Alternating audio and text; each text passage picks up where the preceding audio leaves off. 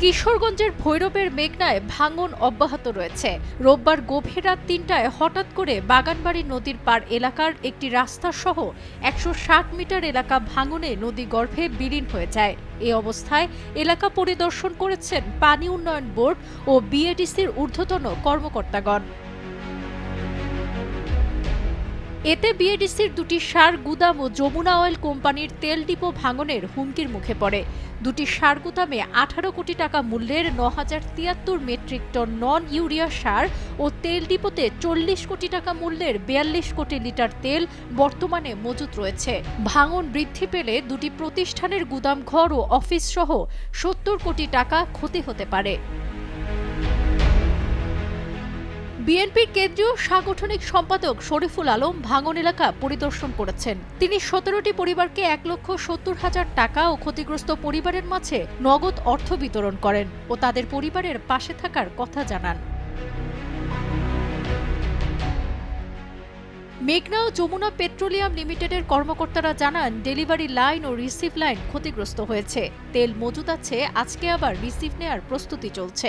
এই নিরাপত্তা আরো ব্যাপকভাবে এটা ফেললে খাদ্য গুদাম সহ যমুনা অয়েল কোম্পানি তথা মেঘনা পেট্রোলিয়াম এবং উত্তরপুর এলাকা এটা নিরাপদ অবস্থানে যাবে। ব্যাগ বালি ফেলি এবং আল্লাহর অশেষ রহমত আমরা এই বিল্ডিংটা আমরা এখনো পর্যন্ত রক্ষা করে রাখছি। আমাদের এই ক্ষেত্রে আমাদের ডেলিভারি লাইন এবং রিসিভ লাইন আমাদের ক্ষতিগ্রস্ত হয়েছে। আমাদের পর্যাপ্ত ডিজেলের মজুদ পর্যাপ্ত আছে। ইনশাআল্লাহ আমরা আজকে আবার ট্যাঙ্ক নিতে পারবো, সেই লাইনও আমরা ইতিমধ্যে রেডি করেছি। এ বিষয়ে বিএডিসির প্রধান কার্যালয়ের ব্যবস্থাপনা পরিচালক মোহাম্মদ আশরাফুজ্জামান জানান, ভাঙনে আমাদের বিএডিসির দুটি সার গুদাম হুমকিতে পড়েছে। ১ এবং ২ গুদামে ৯,২০০ টনের মতো বিভিন্ন টিএসপি, ডিমোপি এবং বিএপি সার আছে। তাই এই গুদামে যেটা ভালনারেবল অংশে আছে সেখানে ৪,২০০ মতো আছে। দিকের একটা অংশ মানে গ্যাসেস বের করে দিয়ে ভৈরব সহ অন্যান্য যে আমাদের সুরক্ষিত সার গুদাম আছে সেগুলোকে নেওয়ার জন্য আমরা বলেছি। পানি উন্নয়ন বোর্ডের কেন্দ্রীয় অঞ্চল ঢাকার প্রধান প্রকৌশলী মোহাম্মদ আসাদুজ্জামান জানান, মেঘনা নদীর ঘূর্ণিপাক ও স্রোতধারার গতিবেগে ভাঙনের সৃষ্টি হয়েছে।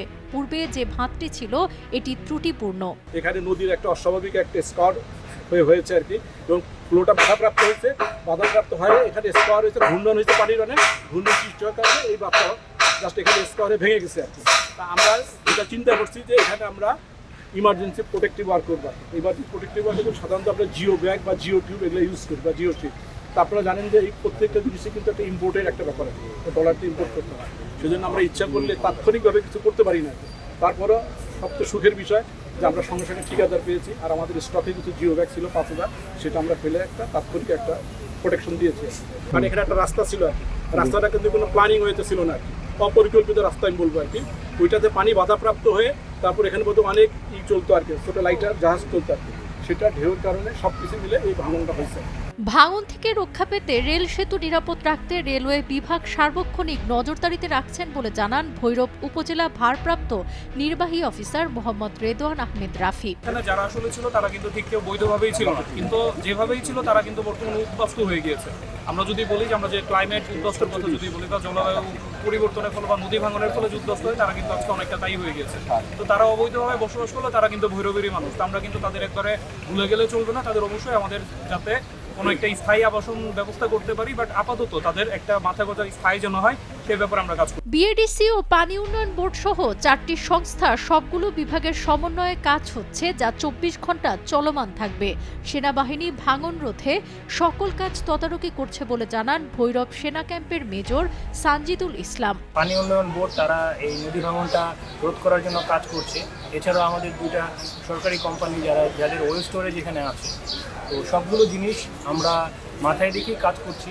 চেষ্টা করেছেন এতদিন, গত ৩ দিন ২৪ ঘন্টা কাজটা রানিং ছিল না, বাট আজকে থেকে ২৪ ঘন্টায় কাজটা হবে।